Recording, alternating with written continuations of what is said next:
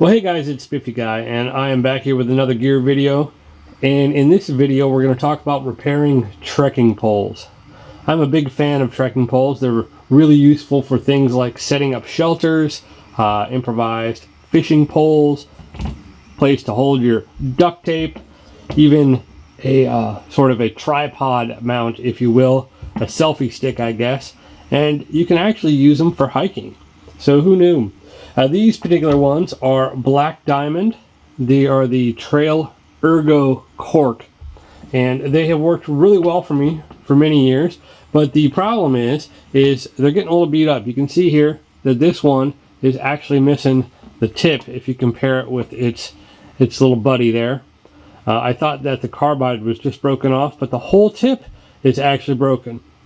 So what we're going to do is we're going to replace these. Now, I ordered some replacement tips on Amazon, and I will put the link down below so you can take a look at the ones that I ordered. And I came up with these instructions based off a blog post from Andrew Skurka. I had thought that, well, you know, I thought originally it was just a carbide tip because you can see in there that there's a little screw mount, but it looks like it is a lot more damaged. And you could take these into some place like REI and they can do this for you, or you can just order the replacement tips and do it yourself based on the Skurka post. I will put that below as well, so you'll have two links to look at. And essentially what we're going to need is we're going to need a pair of pliers. Simple enough. And we're also going to need a large pot of boiling water. The way that this works is we're going to take these apart, and these are the flip locks. I really like the flip locks over the twisters, but you know, your mileage may vary. So what we're going to do is we're going to take this piece off, and we're going to end up putting this into the boiling water for about 10 to 15 seconds, and once it kind of heats up a little bit, we're going to pull it off with a pair of pliers. In theory, it should come off easy. So make sure to remove any baskets you have on there. This one has a small hiking basket. I'll have to see if I can get that off. And we're also going to want a pair of gloves, just because this is metal and we're going to be putting it in hot water. So be safety conscious. Don't burn yourself with hot water. It is not fun. So let's take these baskets off and go cook us up some trekking poles.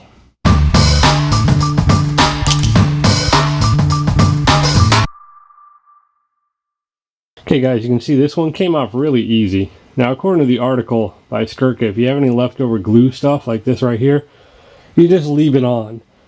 One of the things I did is I did unscrew the carbide tip before I removed it. He does mention in the article that the plastic here will usually wear out before the carbide tips. These carbide tips are replaceable. You can get a pair of pliers on them and unscrew them. But for the most part, they the plastic, like you said, is going to wear out. So from there, you don't need to glue it or anything. You're just going to stick that back on there and really give it some good pounds on the concrete or something hard, and really just get it seated in there. And it'll definitely get stuck. It's all the way back to where it was before, and that is essentially what a new one is going to look like. Now, when I did pull it off, I was grabbing up here with the pliers and pulling off here. And you can see why is because this one is broken off right here. It's missing that much, and that's where I was grabbing. So this one did not want to budge. So I have a feeling that I might need to get a my Dremel or a knife and carefully slice it off here. I don't know. I'm concerned that the end here is damaged a bit much. We'll see if the new one goes back on. But you can see how much of that tip is missing off there. So I should have replaced these a long time ago. So anyway, I'm going to try to get this thing off here and see if I can't get some good grips on there, and then we'll show what it looks like once it's all done. Okay guys, success. You can see here I used my Dremel and I just cut a little line. I was being very careful and light because I did not want to hit the metal here and mess that up. So that's what it looks like afterwards, and once again we'll just take this thing in. We'll just slide it in, kind of screw it down, and we'll give it a few good taps on the bottom before we take it out in the field. And then the baskets here will just slide back on, and they just screw into place. Typically I don't use the snow baskets in the winter, but I do like these little small ones. They keep things from messing with it too much.